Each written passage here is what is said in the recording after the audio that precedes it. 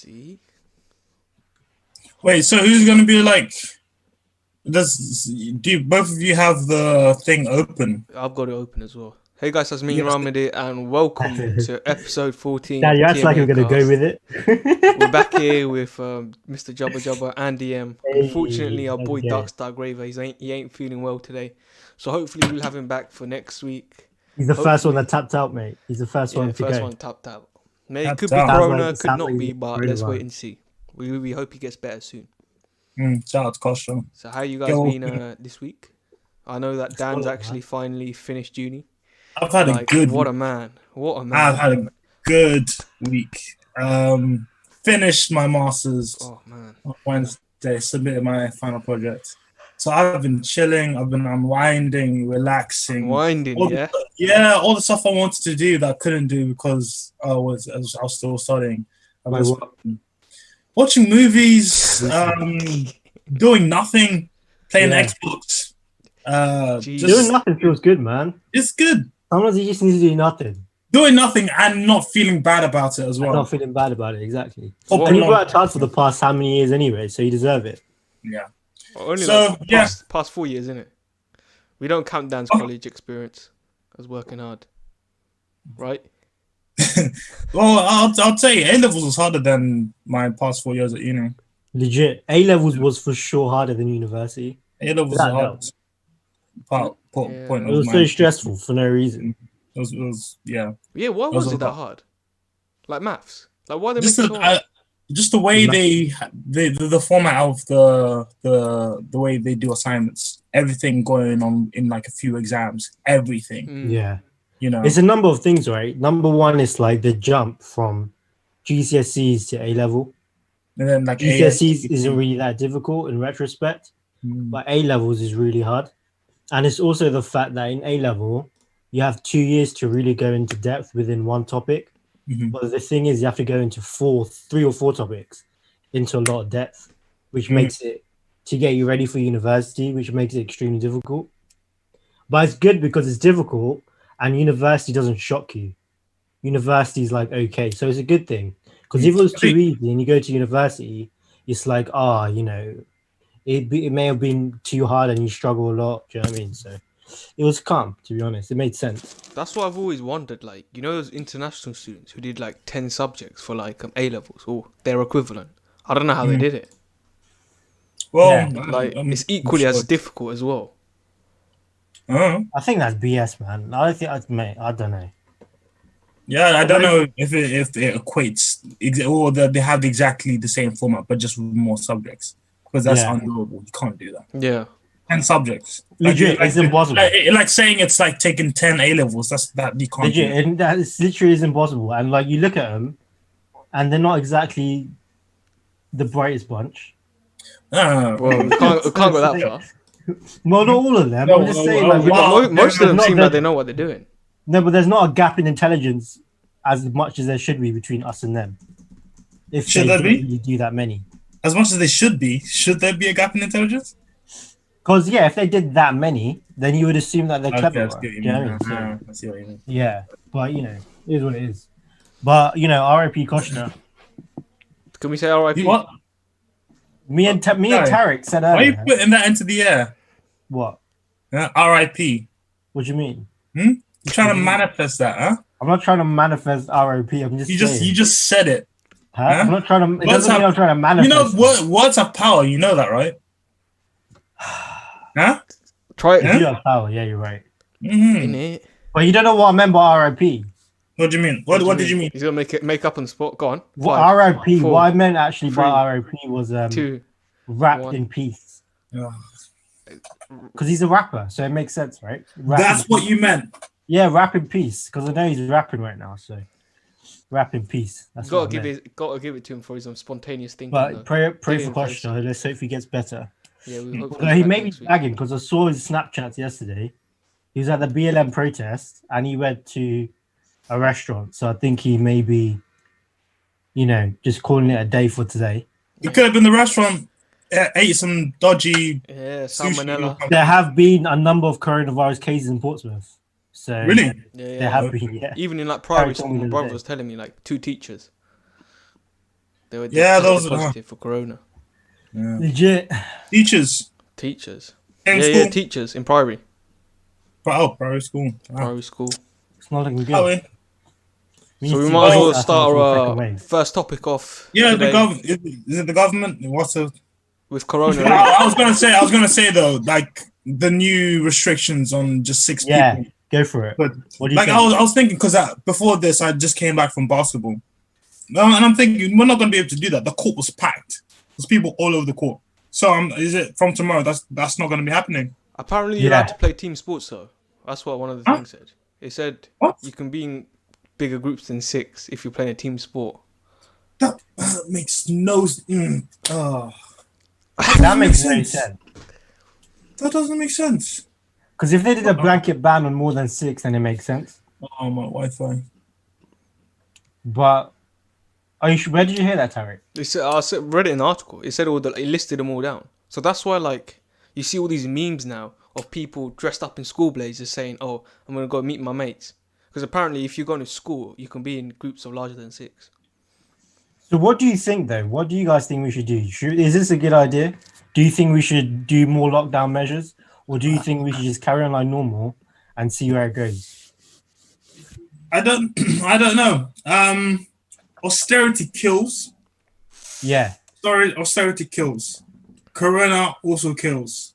Mm-hmm. So, in a sort of using the sort of philosophy, whatever causes the least amount of death or damage or suffering. It kind of sounds like damage control. That's what's trying to happen. Whatever like projections, economic projections that you can make to say this is the amount of economic damage we'll have, and with all the projections with coronavirus and mortality rates that you have, those so far have been fairly unreliable. So trying to find a way in which we can look at those two projections and find the best method, because different countries as well, we can look at different countries and there's mixed results and you can't really know for sure what's the best right now because the dust hasn't settled. You guys are frozen. Can you hear me? You're frozen for us. You're frozen for us, but our ones are okay. Can you hear us though? Yeah, I think you can. Yeah, I can still hear you. I think your Wi-Fi is done out here. I just switched my Wi-Fi to the booster because I realized I was on my Wi-Fi. Oh, you finally got a booster? I've always had a booster. Oh, okay. Should be calm now though. But I think in terms of like the number of cases when the lockdowns actually happened, it was actually reducing. So now as soon as you see the lockdown measures going away, cases are back increasing. So how long does this cycle have to keep going on for? Like surely why can't we just have like a long like solid lockdown, wait for it to be like 0 to 10 cases a day or whatever, or even less, and then come back up? Because surely in the long run it's better to have like one long flat solid lockdown instead of having like incremental lockdowns every like 5-6 months. But the thing is, to get down to like 10 cases a day, it's not that easy because people have businesses and they have livelihoods, and people are just getting more frustrated to the fact that they can't live their life like normal. And so they need to find a balance, which is when the waves go up, they do a small lockdown, and then it goes back down, and then it goes up and down, and then eventually it just balances out and doesn't go into these waves anymore. But this is still, we have to remember that this is still very early days in coronavirus. Like we are not very far into it, and this is a struggle that's going to carry on at least until the end of beginning of 2022. This is a struggle that's going to carry on for the whole of next year for sure. Like this is not going away. So, but the issue that I have though is that maybe we should start looking at not really doing lockdown as heavily as we did, because I don't think that's a good idea anymore. We need to find this balancing point between letting people go out and still keeping people in, which is what I personally believe the 6-person rule makes sense, because what that does is that lets people know, when you leave the house, don't be too complacent because coronavirus is still out there, right? But when you do leave the house and you want to enjoy time out with your friends, that's calm, but keep it minimal and make sure that you're still aware of it. But it also says if you're at work, or if you can still take your kids to school. So there's restrictions. Dan's disappeared. Dan's Wi-Fi, mate. Carry on. Legit. He's got to come back. But like, there's restrictions, right? But the 6 people rule gives society like a small amount of certainty that, you know, we like restraining it as much as we can, and there's not like a full lockdown.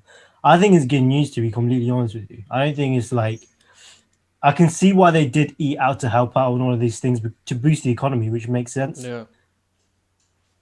Because they can't keep people inside too long.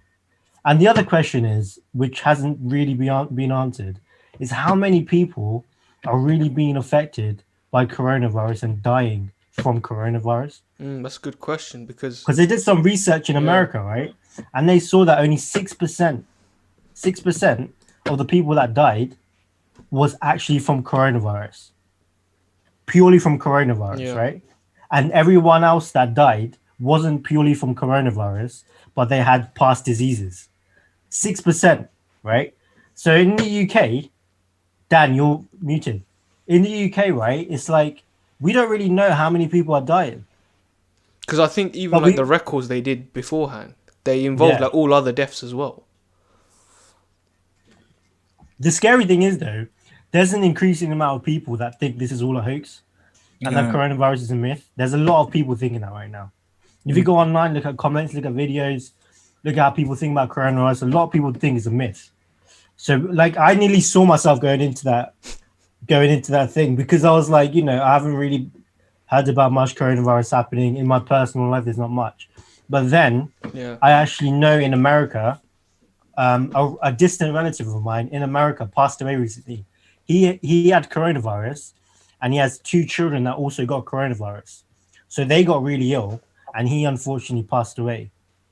So and then that woke me up. I was like, okay, Jub, we need to step out, because a lot of people are like going into that area where they're like, you know, this is all BS and we need to get back out there and like get the economy going. But we need to like hold our horses and relax, because, you know, coronavirus is real. Is 100% real. And if we don't take these measures, then it's only going to get worse. So I think for like most people as well, they only come to realization when someone they know or like a family member has actually died from corona. And that's when the realization kicks in that, oh, corona is actually real and it can actually kill people. What I would say as well, though, is that like where the government go wrong, I mean, they go wrong in a million different ways. Like they completely botched this pandemic, but a way that they are not really keeping true to having integrity, right, is the fact that, like, look, it was their measures that led to this in the first place, right? And they purposely made the measures quite ambiguous. They didn't make them extremely clear, right? So, and I predicted this when it first happened, and a lot of people predicted this. They made these measures ambiguous and not that clear. So today, when it does get worse, they can blame the young people and say, look at the young people, it's all their fault for coronavirus spreading. But it's not. It's the government's measures, because they're the ones that allow people to go outside and do this and do that. It's not just young people doing this, because they've been given permission to leave. They need to go outside and work. They need to more, like, I heard this lady speaking. She was a pub owner on BBC News, right? 24-year-old. She was saying, look, young people can't stay inside as much as old people can. A lot more older people, they're allowed to work inside the house. Young people are out there working in retail, in pubs, all of these outside places, care homes, whatever, right? And they need to travel to work. They need to live with their friends in accommodation. The difference in life, what we do, is completely different. It's not just because we're going out. So the fact that they blame it all on the young people is extremely unfair.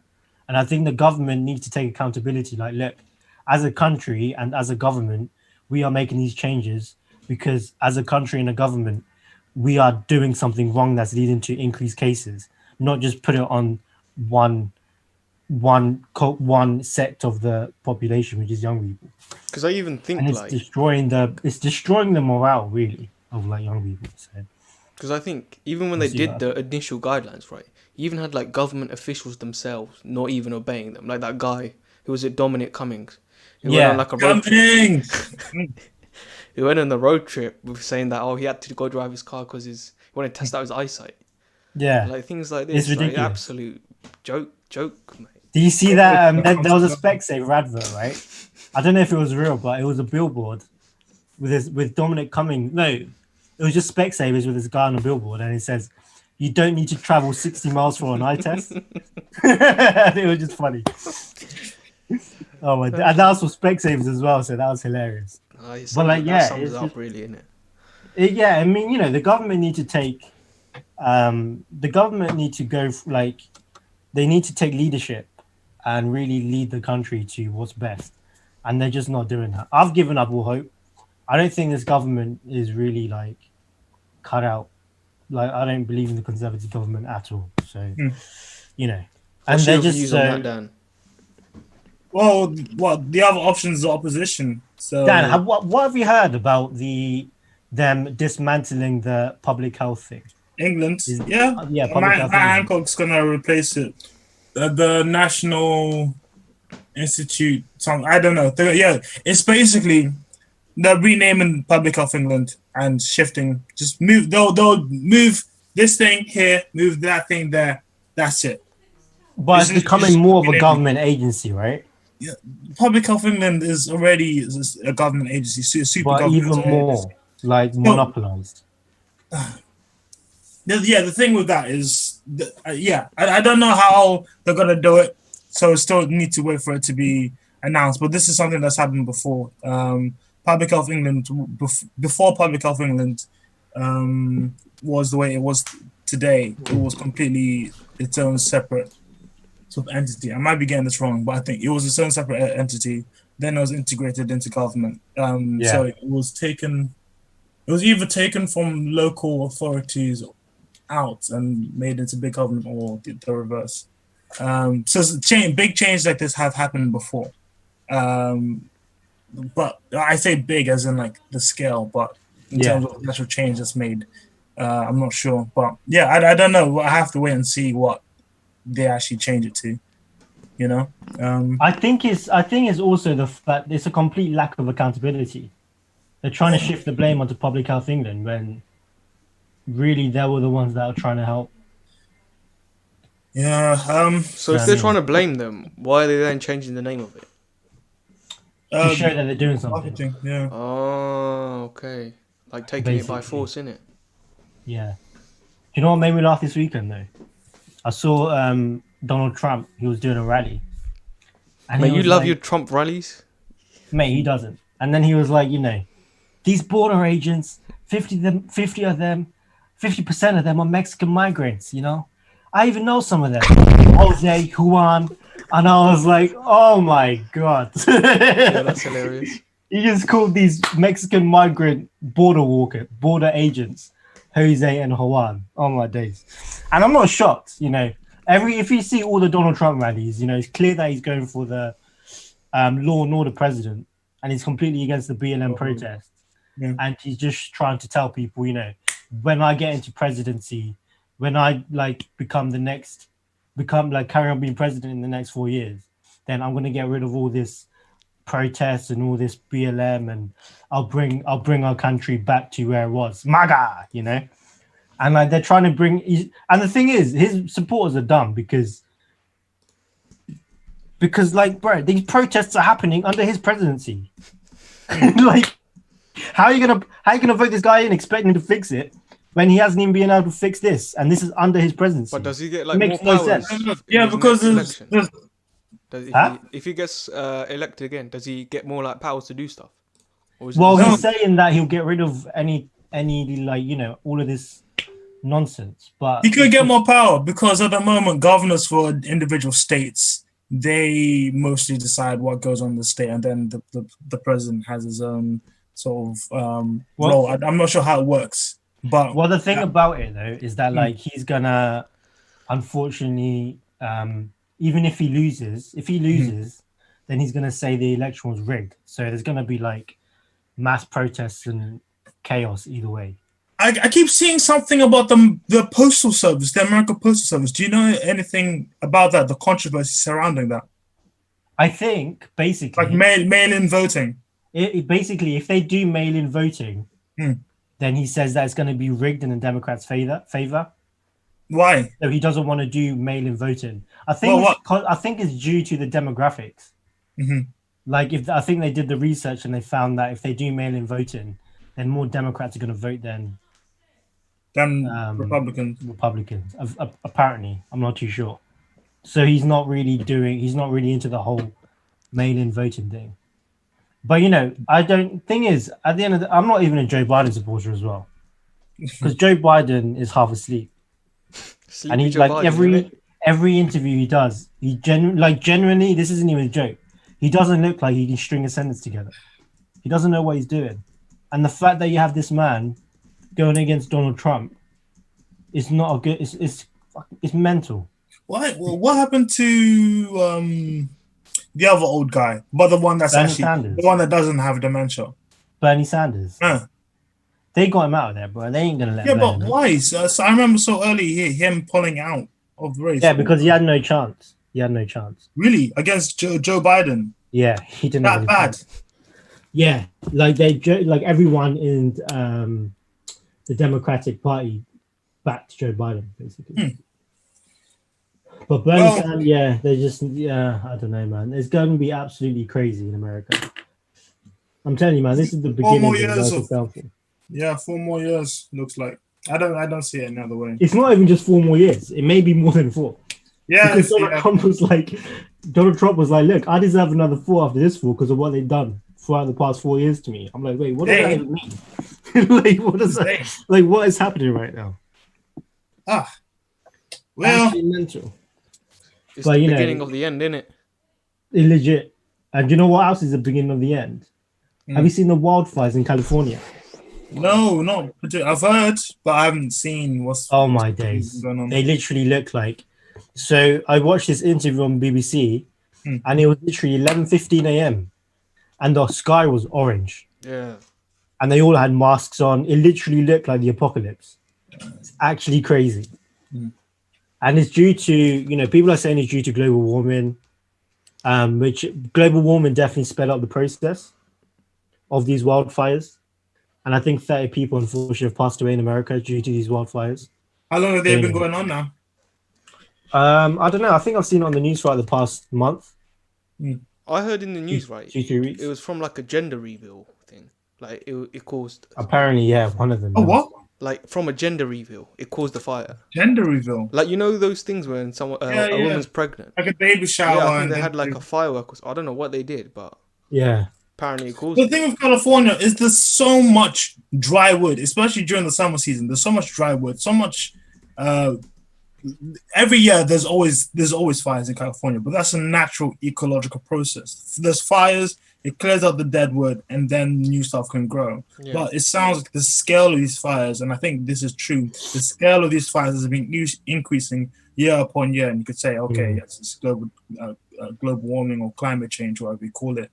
But you need to look at what Californians, the governors and everything are doing that's enabling these fires, or what they can do to control them, Because how do you stop a fire? Water, but how do you? Well, the thing is it's just being better prepared. Yeah, the whole process about being prepared. Of course, it must take loads of organizations to be able to control fires. It can't be easy because we can see what happened in Australia. I don't know. Was it weeks, a month, maybe that the fires were going on in Australia? It's quite a bit. It was near the beginning of like lockdown and such a large area that was got caught up in flames as well. So the measures that can be placed to really tackle this, it's difficult to say what can be done. So, the issue is, once again, this issue has been politicized, and Donald Trump basically blamed it on forest management. How so? And the way that the forest has been managed by the people who are supposed to manage it, right? What? Did he say anything in particular? So he's basically putting the blame on the people that are looking after the forest, because you have to remember, Donald Trump denies climate change. He's not a believer in it. Like, he pulled out of the Paris climate change agreement. He's not a believer in climate change. And I forgot what his first name is, but Neeson, the mayor of California, he basically said, look, forest management isn't the cause. Donald Trump also said it's like dry wood, like you said, which is true, but that's not the full truth of it. Yeah, The truth of if it it's is on this climate scale, change if it's on, and they've been increasing as well. It's been I think the has been fires, increasing. the rate of the fires, or the level, the scale of fires has been increasing. It might not be. I need to fact check that, but I think it Yeah. has been increasing.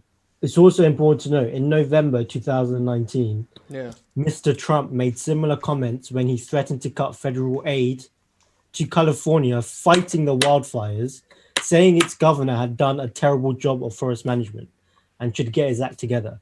That was in November of 2019. Has he done a bad job? I mean, look, it doesn't mean, matter whether you've done a yeah. bad job or a good job. The fact that you want to cut funding for fighting it is retarded. Yeah, that's not good. That's just like saying defund the police. It makes no sense. if there's bad police, you fund them more to increase the training so they get better. You don't defund the police. I think that the whole thing about defunding the police is so that we can reallocate funds into stopping the things that cause crime in the first place. Yeah, but that's not defunding the police. Defunding the police is completely the way they marketed defund the police is wrong. Because you hear defund the police and you like the first thing that comes to your mind is like this makes no sense. Why would you? No, but it's because I think a lot of people that really they take defund the police at face value. But that's because it's because you have to. Like, that's the first thing you think about defund the police. Yeah. It's just a bad marketing thing. It is bad marketing. If they don't actually mean defund the police, then what do they mean? Defund the police. Yeah. So like what I've just said, but in a similar sort of vein of what Trump has said, him saying that he would cut aid from the forest management team, or whatever. To what end would he want to replace it with better forest management? Would that improve the situation? Like, how would that work? You know, if you were to continue funding it, would that mean the forest fires would be worse? Because that then it's Trump showing where he believes the causation has come from. Oh, clearly he doesn't believe in climate change. He's saying the problem is with forest management. It might be part of the issue, but we need to see like, okay, come together, fix this properly, and it would go the same thing with the whole defund the police situation as well. This is the thing then, right? Do you think climate change is too far gone? Like, there's not really much we can do in the wild scale of things. Because I was listening to a Jordan Peterson interview a while ago, right? And he was saying, everyone's talking about climate change and doing this and doing that. But we need to be honest with ourselves, and it's not a defeatism. It's not being like defeatist and saying and being negative and saying we can't. It's just about saying, look, we need to be honest with ourselves. Picking up litter isn't going to stop forest fires.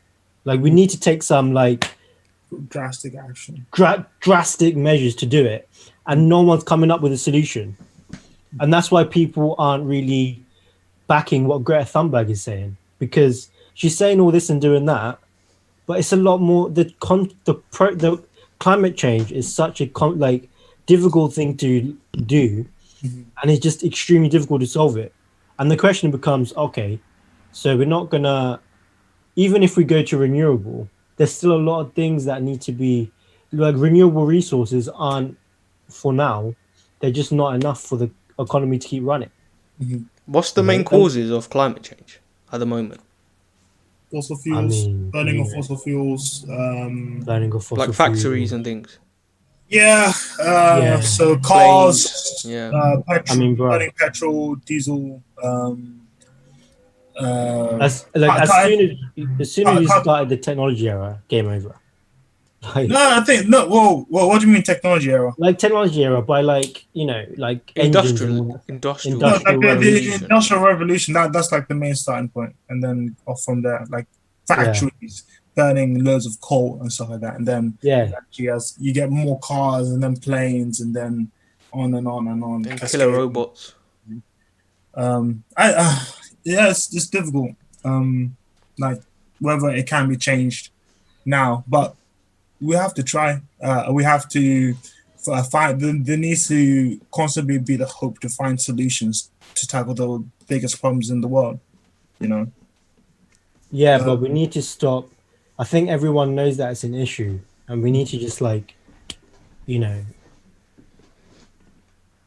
don't know. I don't want to be negative, but there's just so much happening in the world right now, like wildfires. and things like that, and this ice caps melting, and there's not really like Mate, there's so much going on, like every country, like if we're Belarus, Colombia, like yeah, literally every single country in the world Lebanon. has got some problems going on. China. What's happening in Colombia? I saw there was protests on Instagram. Apparently, someone got killed, and they're all having protests and things. Okay. I didn't read into it, but I saw on Instagram. I think like one of those news pages posted it. So I was just like, I damn. mean, Like, that's the thing, though. No, isn't it like UK is actually quite calm compared to like other countries? quite stable, isn't it? Like Yeah, in terms it's of actually like, quite even antics. compared to the United States. Like, Yeah. not like to be completely honest. Okay, a few things may be messed up, but all in all, we have to be appreciative of what we If you have. compare it to like the grand scale. Or, like, Yeah, it's like, come on, And don't get me wrong, you always have to hold the government's feet to the fire. That's the Yeah. job of the society. But you do need to take a step back and say, Alhamdulillah, we can't for now. Yeah. For now. So, but we'll see. It's a big bad world out there, damn mate. Of course. But just the way of life to navigate through the world and try and implement change to make the world a less bad place. So like even like Exactly. That's talking all to we a can do. government, I saw that. All we can do. I haven't read into it, but I saw like Right, Boris wants to be- like break international law by like scrapping something on Scrapping- the Yeah. Brexit agreement. Oh yeah, yes, yeah. I haven't read into that I haven't much. read into it, no. But, But maybe yeah. our news correspondent Jubba Ahmed has, if he can fill Yeah, us so in. basically, right, the Prime Minister, he basically decided that he wants to override parts of the withdrawal agreement that was agreed last year, that he Yes. struck with the EU last year, which ruins the Irish peace process, trade negotiations, and ultimately it ruins the integrity with the UK. Because at the end of the day, I know why they're doing it. They're doing it because it's a negotiation tactic, and they The basically show want of to bring strength. they want the EU back. They want to bring EU back to the table, renegotiate, and get better terms. It's clear why. But at the end of the day, yeah, I believe in like if you sign a contract, abide by that contract and don't break it. It's that simple. Do you know what I Yeah. mean? And they said in the House of Parliament, we are breaking international law. Like they said this in Parliament. This new bill that we want to pass is breaking international law. So it's just my day. So what, the consequences of breaking international law, is it just your integrity is in shatters, or Nah, is it bro, it's the EU taking you to court. That's what it is. you would go to like the International Court of Yeah, Justice? if they don't negotiate and get to a decision, it's gonna go to court. Yeah, But, I mean, like- even if like me and you broke a contract down, got to take you to court, innit? So Yeah, same applies. exactly. This is a So the legit. legislation which the government Yeah. is hoping to crash through the House of Commons in the next 2 weeks will enable the UK to unilaterally make decisions on key issues like customs arrangement between Britain and Northern Ireland, Right. contained within the withdrawal agreement. So I think EU wanted some part in that, and they already decided to agree on that, and now they want to go back and rip it up. I think it's So proper it snaky. really, Like I you say know. at the beginning, you're like, Obviously. yeah, I'll do it, man, I'll do it. Couple of months down the line, nah. Who do you they think I am? literally do it. Allow it, bro. Allow it. We are breaking international law. Like you can't do that. Oh, allow me, bro. Allow me. We are breaking Like, international what are law. you gonna do about it? Literally, they're gonna take you to court, mate. That's what they're gonna do. So realistically, how close are we to like a no-deal Brexit? Do you reckon? It's gonna happen. But the thing is, Boris Johnson said, a no-deal Brexit is good for the UK. What? Like a no-deal Brexit is calm for the UK. He's not scared of that. Ah. He's not afraid of a maybe it's no-deal good for him. Brexit. Huh? No, it's not good for the UK. It'll be good for him because obviously, I don't know the details, but with him and his position in terms of business, the rate of competition, you can form like a bit of a not monopoly, but more control financially in terms of UK markets if there's a no-deal Brexit. Individual, like the thing that there's loads of controversy surrounding, in particular, Jacob Rees-Mogg in terms of assets and businesses that they have. What was that? A freaking falcon or something just flew past my window. I had like a massive. That was crazy. what was I saying? Jacob Rees-Mogg, businesses and MPs and other interests that would incentivize them to go for a no-deal Brexit. But I don't know the details of that fully, but there is that potentially. Yeah. And by the way, the 4 minutes. the top legal advisor quit because he's afraid that the UK is on the verge of breaking the law. Who? What's his? Do you know his name? I think I saw that as well. He's like, he's going to resign if they go ahead with it. Jonathan Jones. Jonathan Jones. Oh dear, this is not good. Well, the thing is, I was watching this thing on the news, and they were saying, I used to study in university. My last module was international finance, and he said to me, I remember him clearly saying this. He was like, he was a real hard stay in Europe kind of guy, and at the beginning of every lecture, he'd do a rant on why the Conservative government are dumb, and it was so funny, right? And he used to say, basically, he predicted this. He said, when we are due to leave the EU with a no deal, and it's going to be a no deal, by the way, he said this, it's going to be a no deal Brexit that we're going to do. There will be trucks on the way to Calais, and they'll be turned back at the border because they can't get their trade through because there is no deal, because the suppliers haven't agreed a deal yet for the trucks to leave. So he said the trucks are just going to be all parked up in the UK with nowhere to go, and the amount of money to maintain these trucks and the amount of exports and imports that isn't going to happen due to this is going to be absolutely crazy. Yeah. And at first it was like, that's a joke because obviously we're going to come to a deal and it's calm. But now it's a very real possibility that exports are literally going to be stopped to the border with the EU and they're not going to be able to go through. So what are they trying to do individual deals with each country now, or what are they trying to do? Yeah, I mean, did you see everyone's giving them a round of applause for getting a deal with Japan? The first trade deal that we have. Nah, I didn't see that. Oh, yeah, that's it. One down, 200 more to go. Go on. Exactly. Like a few months from leaving the EU. We already left the EU. We only got one deal. Wait, why Japan? Why not anyone in Europe? It would have made more sense to do like France or something, like a closest. I don't know, mate. I don't know what's happening. They were like, yeah, let's go Far East Asia, innit? They're in the EU, innit? So Japan's a good trade partner, I would say, to have though. I think they must have like a very high output in terms of resources or like sushi for trade. Sushi, yes, a very good example there. Sushi. We're going to be importing sushi from Japan, which is thousands of miles away. Keep in mind, this is raw fish. Well, what did Japan actually make though? Cars, fantastic cars. Like Toyota, Mitsubishi, and then technology. No, Samsung's Korean, isn't it? Yeah, Korean, yeah, South Korea. But I think they do have other, it's like technology, tech, and all that stuff. You're the one that's been to Tokyo as well, innit? I have been to Tokyo. Yeah. It's a great place. What they got there? Pokemon. See a Pokemon? Did you say Pokemon? Well, they have. Yeah.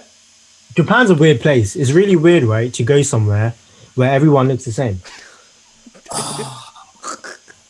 But because the only other place I've been to where everyone... That's not even racist.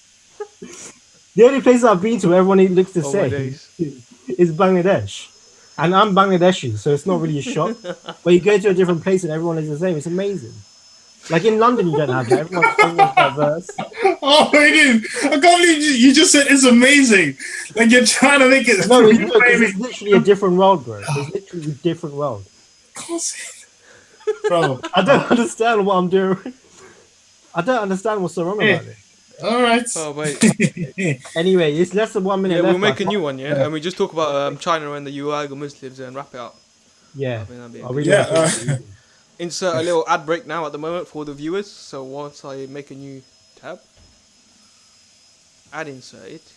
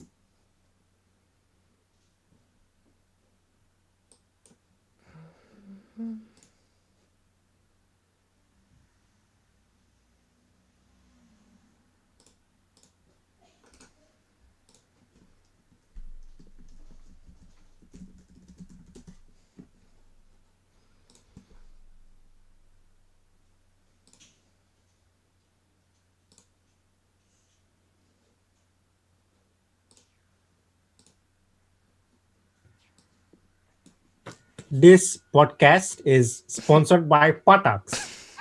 Pataks. Suiting all your curry needs. Pataks. All right. Back from that portion. Oh. I was gonna say, well, what you said about everyone looking the same. It is actually a phenomenon that is fairly common if you aren't familiar with an ethnic group. So whenever people say like, "Oh, black people look the same," it's because you're not really familiar with black people. I think if you were to go to China, and I think what I found strange is with you saying that you thought all Bangladeshi people look the same as well. No. What I meant by that, right, is because in the UK, you walk around, and I'm from Portsmouth, and I've lived in London. You walk around, and there's a lot of diversity, right? There's not many, and the majority of countries around the world don't have diversity. They just don't. The majority of countries are one single nationality, and that's where you see her everywhere. The most diverse places are places that we're used to, like the UK, the United States, and whatnot, right? When you go to places like Bangladesh, 99% of the people in Bangladesh are Bangladeshi. Most of them are Bangladeshi. So when I go to Bangladesh and see my kind there, it's not weird for me because they're all Bangladeshi. They're my kind. It's not weird. But they all are Bangladeshi. Yeah. But when you go to Japan, it's one of the first times when I've been to a different country where they're all the same. Like the vast majority of the people there are Japanese. It's not a place where there's a lot of diversity, right? And when you do see a black guy, or when you do see a white guy, it's like unusual. It's like, oh damn, like that's a black guy. Do you know what I mean? Well, that's a white guy. Like it's different. No, you see It's pictures. different. Even Even being brown in Japan is different. Huh? No, you see like videos or like say for like a black person goes to China, there's like people go up to him and take pictures and things with him. And like, wow. Legit. But it's also the fact that like I walk around Japan and it's like I said it's like alien because it's a completely different place with completely different people, but they have like this technological development that is on par with the United Kingdom, better than the United Kingdom and the US. So it's interesting seeing a completely different ethnicity, completely different race, but they're like as advanced. Because Bangladesh, we're not advanced at all. We're just like a third world country. But it's interesting seeing like, the difference, it's really interesting. I would recommend it for everyone. I'd love to go to Japan. Yeah, man. Yeah, I'd love to. Yeah, we need to do a TMAcast world tour when Corona goes away, innit? Hopefully you should have your passport by then, right, Dan?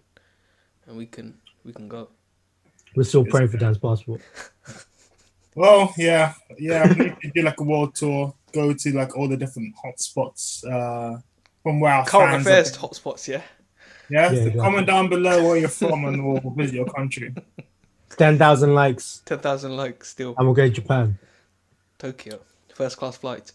But shall we move on to our final topic? Which Before is we move on, I want to finish this. You want to finish something? Diplomatic ties segment with a quote by Lord Howard. He said, "How can we reproach Russia, China, or Iran when their conduct falls below internationally accepted standards? When we are shown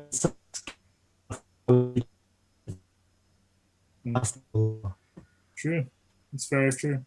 Really? Was it Howard Chamberlain that was he PM once? I think he was back in the day. Yeah. His name Howard Chamberlain. He sounds familiar.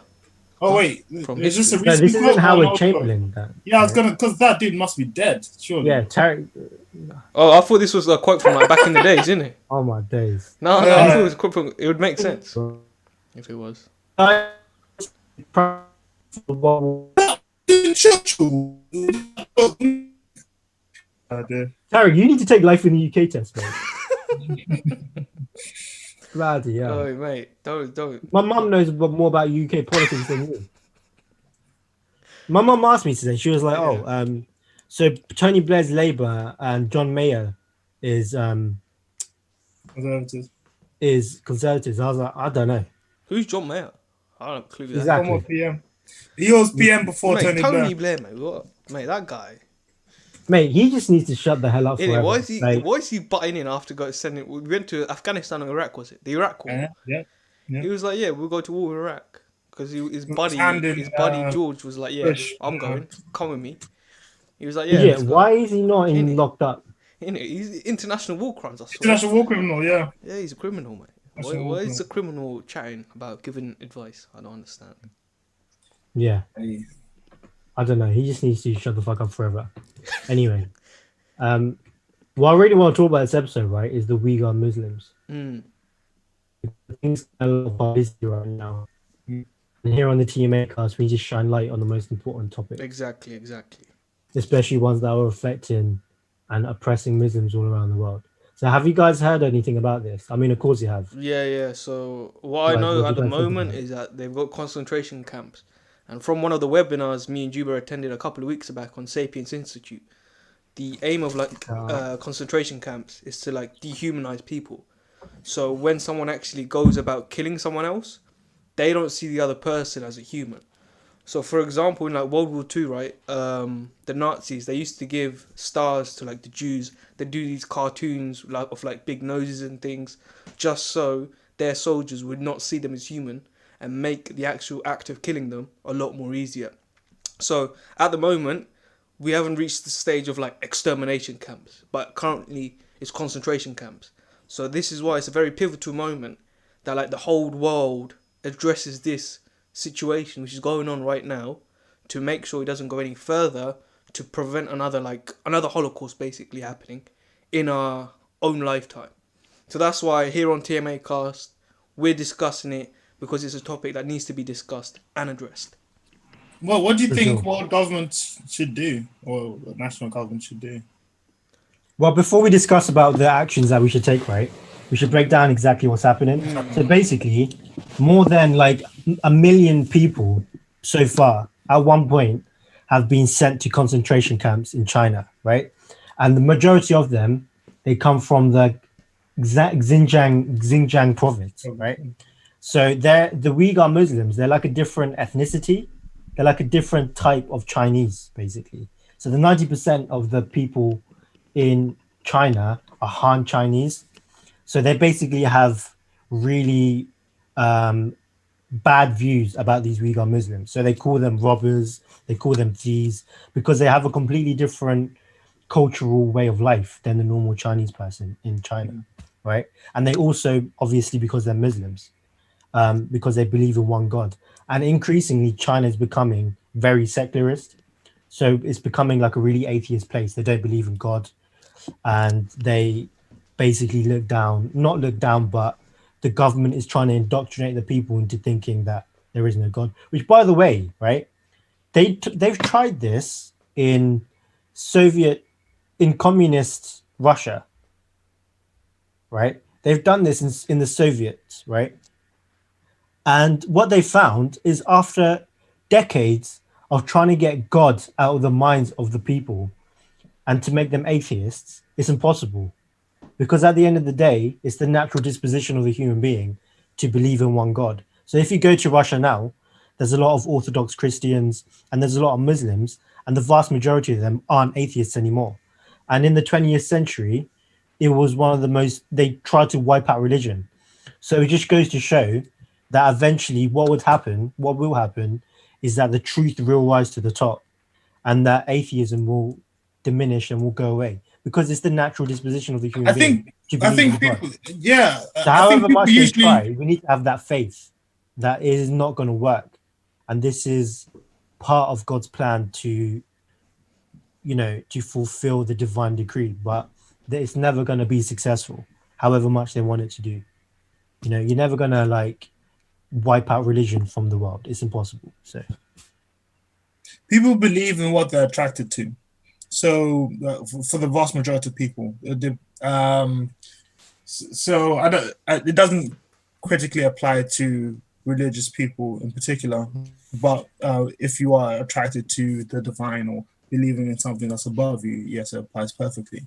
But people always believe in whatever attracts them, whether it's true or not true. They'll defend it to say it is true because they're attracted to it, and that's what they believe in as well. So if you're speaking of atheism or the natural disposition to believe in one thing or the other, it's always going to be on what you're attracted to internally.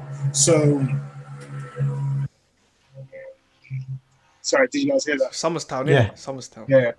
Yo, ghetto, rat-a-ta-ta, rat-a-ta-ta. You know, 2020 went downhill ever since that guy made that video. Yeah, for real. Yeah. 2020 is the ghetto. Yeah. He wasn't referencing his physical location. He was referencing time.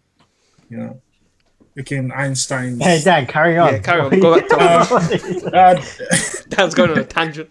Natural disposition, believing attraction. What was I saying?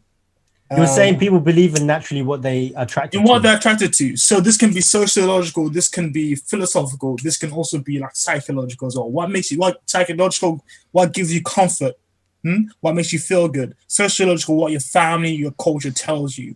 Philosophical, what is logical? And when those things aren't coherent, or for many things they aren't coherent, but it turns to philosophical in order to justify the religious. Every single person has a religion. Even atheists atheists have a religion. It's their worldview. The worldview is basically a religion. Doesn't matter if there is a God or not. Depends what you define God as. But they'll always have that belief. Now with China, I'm not sure if it's pure atheism that they teach or they're trying to indoctrinate people with, because I know we even going back to ancient China, they have, I think, even going back to what's the name of that? Mao? No, not Mao. Mao Zedong. Or... No. Way back, ancient China. There's a philosopher that he's really well known. They do unto others what you'd like to be done to yourself, in a way. But this is the thing. But they have that sort of philosophy that's not completely theistic. But so in the past the state was believed in God. Mm-hmm. But now what do you mean by God? But the thing is, it doesn't necessarily mean like a theistic, a monotheistic singular God. So it depends. So a lot of the big thing that they believed in was the Tao. Taoism. Tao. Is it just Tao? Taoism. I think Taoism in China, right? But what can you? Does it say where Taoism? Who Tao was? I can't remember his name. Lao Tzu. Yeah, there we go. Yeah, Lao Tzu, right? And that was the official religion in China. Mm-hmm. And there's a lot of people arguing that Lao Tzu could have been a prophet, or Confucius maybe was a prophet. Like they call Confucius. it the way. That's it. Back in the day, That's it. Confucius. I was so confused. It would make sense. Got that in the end. Go on. But so early Taoism grew from the school of Yin Yang and was influenced by the oldest texts in China. Harry, you need to take life. So basically, Taoism was a major religion in My mum knows more about UK China. politics than you. Right? And it's basically My mum the asked me way, today, she and was it's like, very similar to people say Confucius could have been a prophet because a lot of the teachings that he had seemed like they came from divine, but they didn't really believe in God. They believed in the way, and that there's this path that everyone should fulfill, right? To live in harmony, and they had principles. So in the Islamic view of the world, there's Sharia law, and that's the outward principles that you should live by within the country. And within Taoism, they also had the Confucius law. So that's the principles that they live by, right? So, but now the issue is that they're trying to push the Chinese Communist Party are atheists. They don't believe in God. Mm-hmm. And the vast majority of the people there, like in November, it's not just Islam, it's the Guangzhou Bible Reform Church was shut for the second time in 3 months because the Chinese Communist Party want to be the God of China. Yeah, so Christians have been persecuted for decades in China. They've changed the Bible. Mm-hmm. They're trying to change the Quran. They're literally trying to re-educate everyone in the country, get rid of religion completely. Are they trying to go back to Taoism though? No, they're not. Just like everything straight. They want to make bow down to Xi Jinping, the Communist Party. Atheism. It's not God. They're trying to get rid of God. Damn. Because they want to make the Communist Party the people that the deity that people are loyal to, right? Mm-hmm. And that's the crazy thing about China. So now, with that being said, Uighar Muslims are completely outside of that belief. They don't believe that at all. Muslims, we believe in one God, and we pray to him 5 times a day, we fast and everything like that, right? And so what they've done in China, because they don't like this, because there's a lot of Uyghur Muslims in China, right? There's a lot, more than 1 million. Right? I'm gonna Google how many real quick, because it's not like this isn't a small amount of people. 80 million, right? 80 million. 80 million, right? Islam has been practiced in China for about 1,300 years. So within 100 years of the Prophet Muhammad sallallahu alaihi wasallam revealing Islam to the people, within 100 years it was sent to China and they embraced it there, right? Because this is the thing, historically, Islam isn't a religion that goes to a country and gets rid of the culture. It's something that it goes into a country, and the culture, if the culture doesn't abide by its rules, the culture gets rid of the things that are haram because it goes against the creed of Islam, but it doesn't get rid of the essence of the culture. The culture can still stay there. So Bangladeshi Muslims, we're really different from Malay Muslims. Malay Muslims are different from Arab Muslims. Arab Muslims are a lot different from French Muslims. Do you know what I mean? So we can all have our own culture, but we're still Muslims and we believe in one God. And that's what the beauty of Islam is. We don't need to change the culture around it, which is why it's flourished in China. Because they agree that the Confucius way and the Islamic way, they can be, side by side in the same country, and you don't need to get rid of them. And that's one of the beauties of Islam. So basically, the way that the Chinese government are basically justifying what they're doing by re-educating these people, re-educating, is they're saying that they're trying to crack down on terrorism, the classic way. So in 2014, Xi Jinping had this Strike Hard campaign against terrorism, against violent terrorism in 2014. And in 2009, riots killed 200 Uyghurs, and the media painted them as religious terrorism. Now, throughout this whole time, if the media are painting them that way, then, and there's not really any proof of concentration camps, the global landscape isn't going to condemn them, because terrorism is a really easy way to get people on be enemies against the Uyghurs.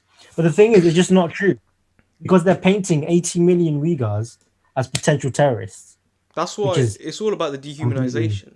So then it makes killing them, if they do get to that stage, it doesn't seem like they're killing another human. They're killing something that's not part of them. Exactly. How did you say how have they been dehumanized so far? Is it the concentration camps? Yeah, concentration camps. They're not being treated as humans, so people don't see them as they wear. I think they all wear the same type of clothes. All their culture's gone. They're in camps. Yeah. So they're not even being treated like humans. So it just plays with the mind. So when the soldiers, that's why it's so much easier to kill someone when they're not. You don't see them as a human. Yeah, but no, forget the killing for now, though. Let's focus on what they're doing right now.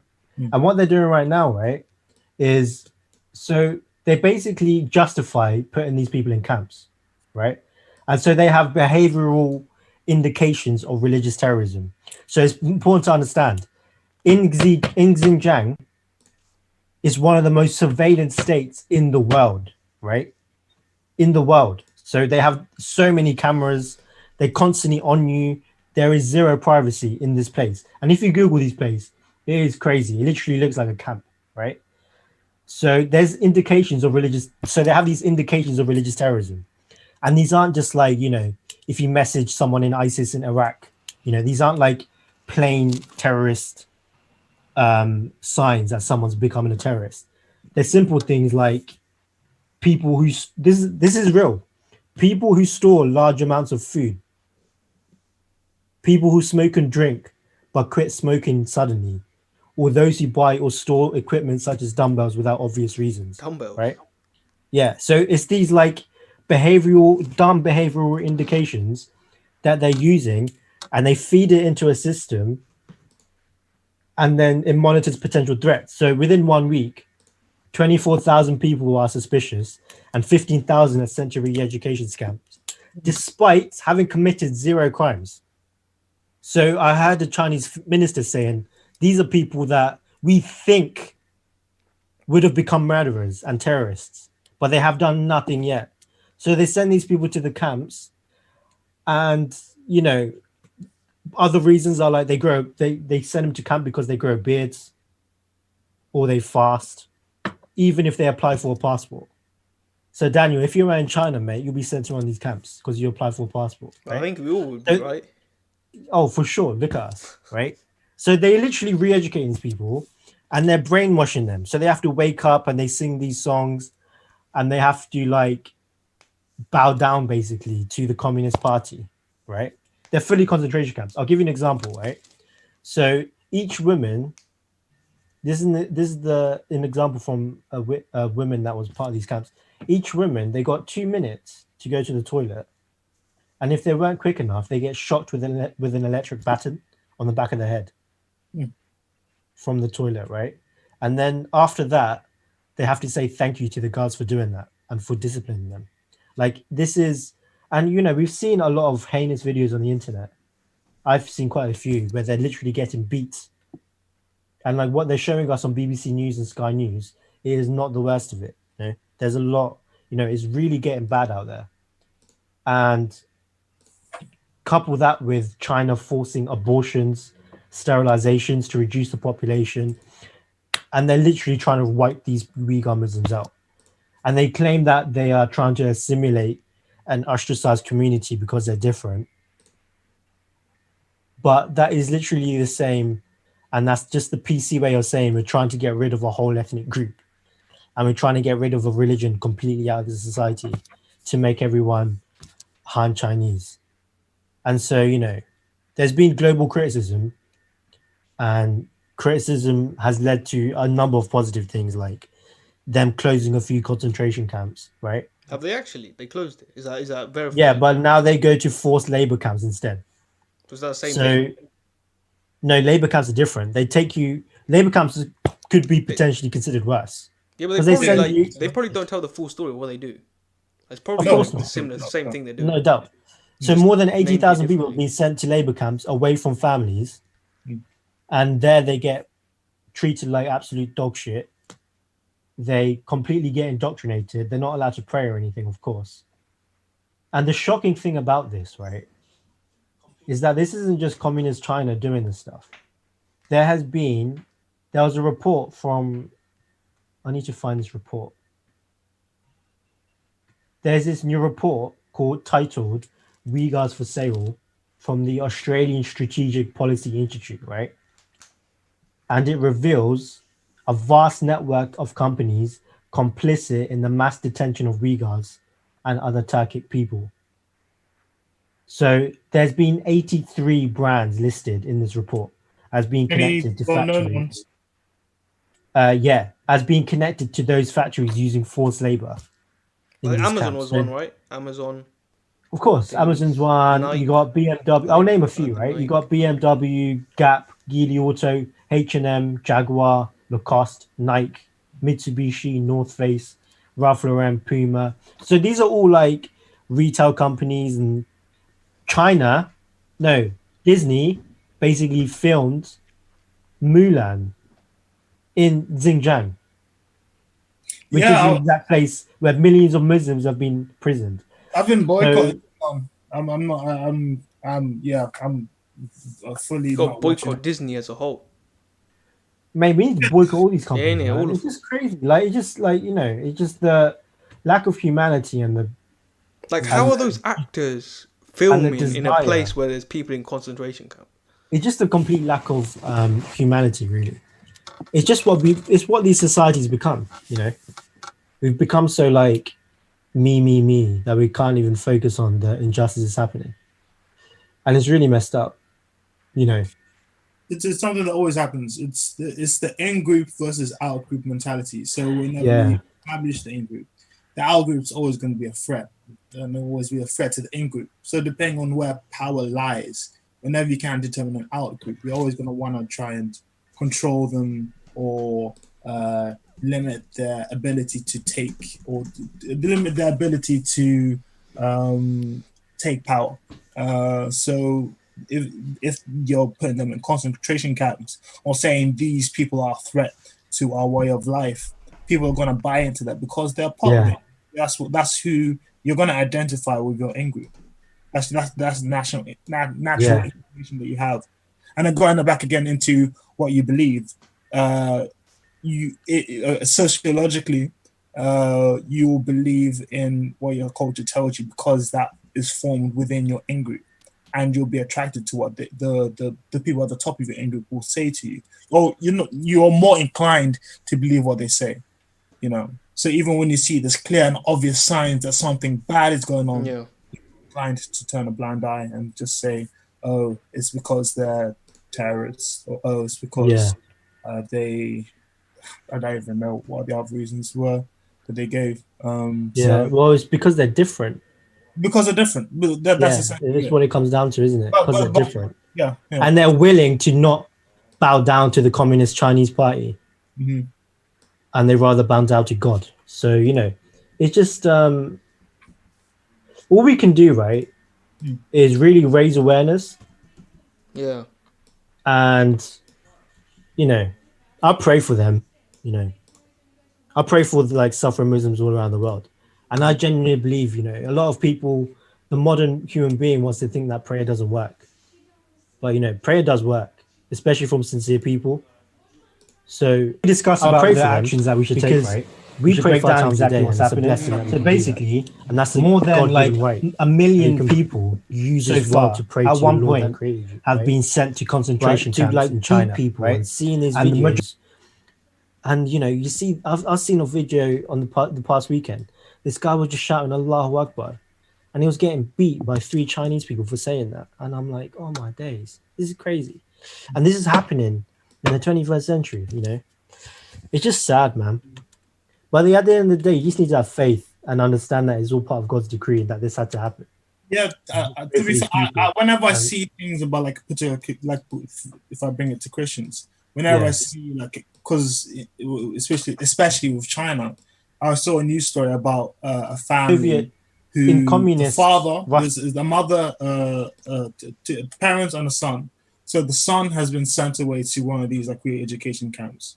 The father's been sent away as well. I can't remember what they did with the wife, but there was a call for prayer to like help this or support this family in prayer because, and I'm sure this is happening a couple of weeks back all over Hong Kong and mainland China as well. The clampdown on religion is being enforced, and it's something that's been going on for I think many it was years. back in the day. Yeah. So whenever I hear something like this, I'm like, okay, this is something that we always see. And even when I look in scripture, it's Jesus said, expect persecution.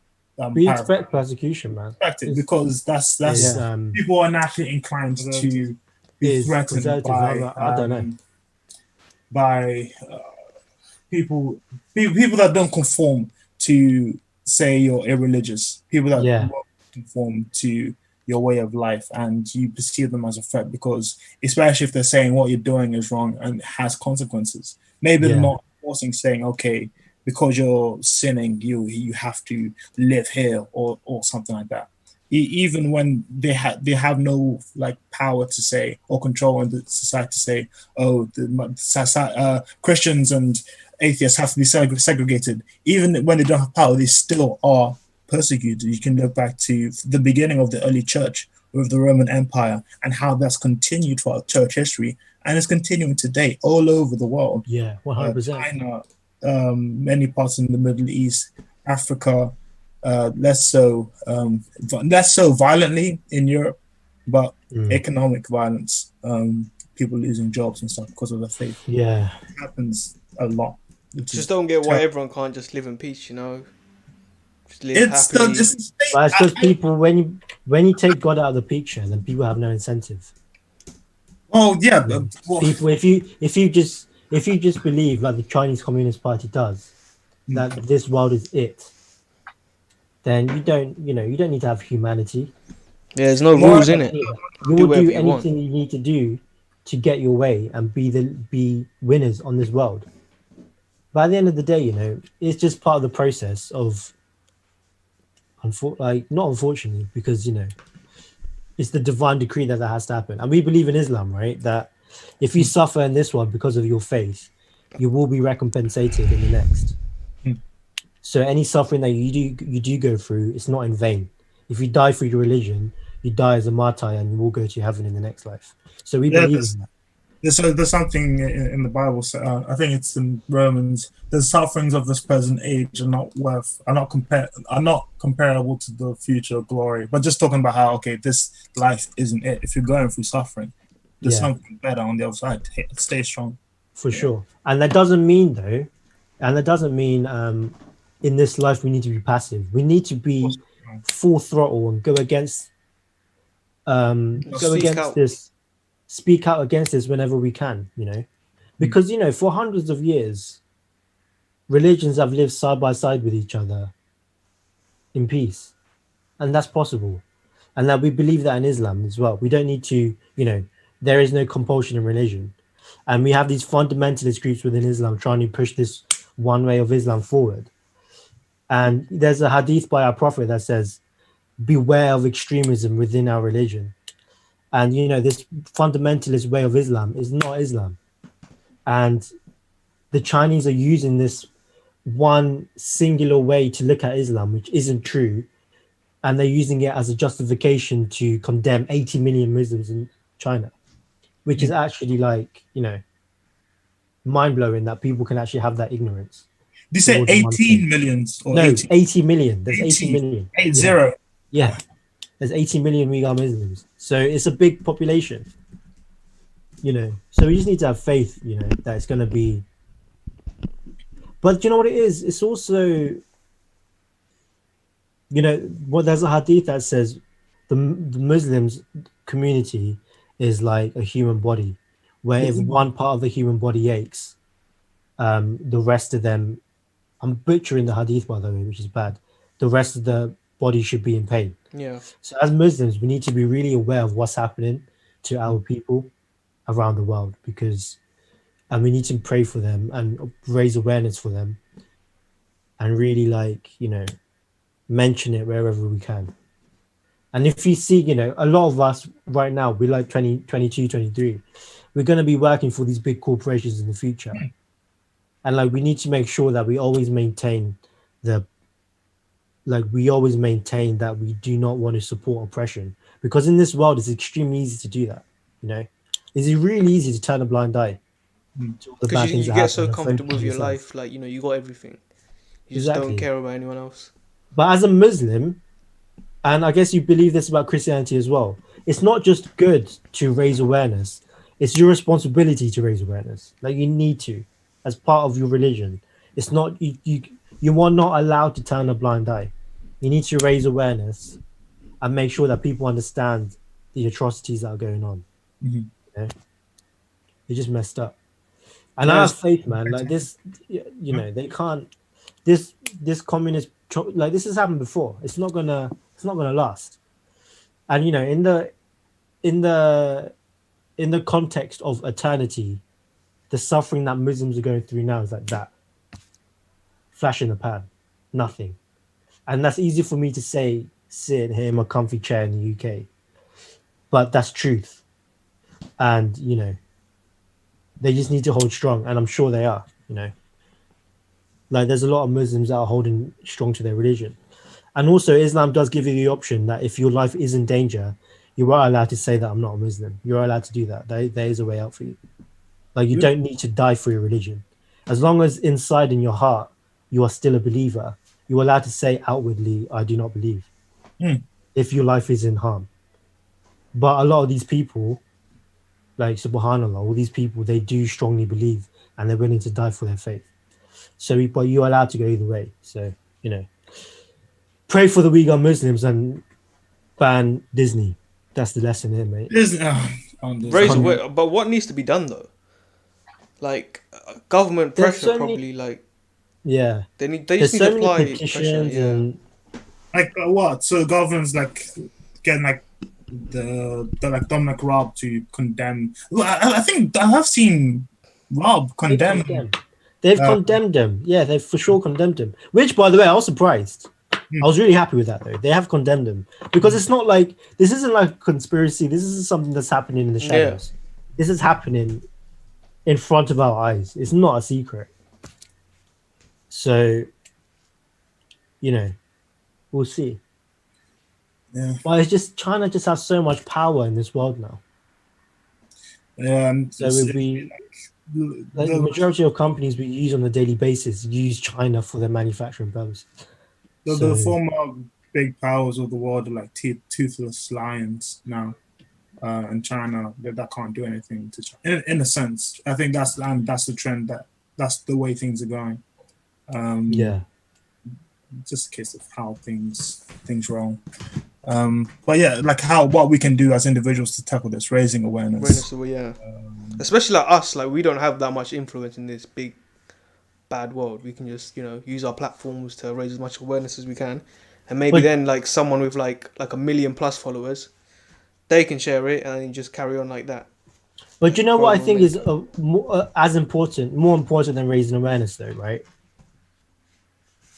We're trying to raise awareness for oppression to Muslims around the world, but like as human beings, we need to also be awareness. And what I mean by that is like be the change that you want to see in the world. So when you walk around like be strong in your faith as a Muslim or Christian, like be proud of who you are, and walk around as a good role model for other Muslims and other Christians out there, because there isn't many. Like especially have you guys seen what's been got recently, the whole Charlie Hebdo thing? They released cartoons. They re-released the cartoons. What are your guys' thoughts on that? Look, I don't think as Muslims we need to condemn anyone that kills because of that. We need to always just turn the other cheek, and a Muslim does not have a right to kill anyone else in a country because of a cartoon. Now, I'm allowed to take offense by it. I'm fully offended by it. Of course, yeah. But I do not think that's I'm offended by a lot of things. Like, I love the Prophet, peace be upon him, and I don't like it when people mock him, obviously, because it's my religion, and it's my purposeful being. But to say that that's a reason to kill people, is really, at the end of the day, leads to a really negative point of view of Islam, and it's just evil, and it's a capitulation, and it's demonic, and it's a very nihilistic way to view the world, to kill any opposition. Like I was reading a quote from the Quran today, and this is a classic thing, repel what is evil with good. So we need to turn the other cheek and say, because they want like a reaction, right? So if we don't give them the reaction, then they'll just stop, because like what are they getting out of it? There's a hadith from the Prophet, man, that says one of the first hadiths you learn as a Muslim: have mercy on others here on earth, and the one in heaven will have mercy on you. So we just need to keep that in mind, that at the end of the day, kindness and forgiveness is the prophetic way, and that we should keep that in mind when doing this. And they're clearly trying to do it to instigate. Yeah, because I'm saying, like, of course, if they if they were to announce they haven't posted for example, say if they haven't posted the cartoons already, but they announce that they will do, like to I think they've done it. They already have. I'm saying, I'm giving an instance. Say they haven't posted it yet, but they've announced. You can say, okay, we're against this. We condemn it. But they're still. Would you say that they should still be free to release the cartoons? Because of course, like Tarek said, you can just ignore them, and of course, if people are ignoring it and no one buys the magazines, they're going to be put out of business. I mean, they're probably doing it because they feel brave doing it. I was looking into, and they feel like they feel really good. They've gone the route of it being freedom of speech, freedom of which is fine. As Muslims, we need to abide by the laws of that country, and that's the Sharia law. We need to abide by the laws of that country. So if in the UK you have a red passport, that means you have signed a contract to abide by the laws of the UK. And as Muslims, you need to honor your contract. So you're not allowed to just go around killing people like that. It's completely against the Islamic law. You can't be breaking international rules as well, like our government is in the process of doing. And on that note, I think we should wrap up this episode of Tmacast. Very enjoyable episode, discussed a very serious topic as well. So hope all you guys watching have found this very, very insightful. And I hope to see you all next week, inshallah. Be sure to like, subscribe and share, and peace out from me, TazManiaAhmed. Hopefully Kosh will be back next week. peoples. Peace out.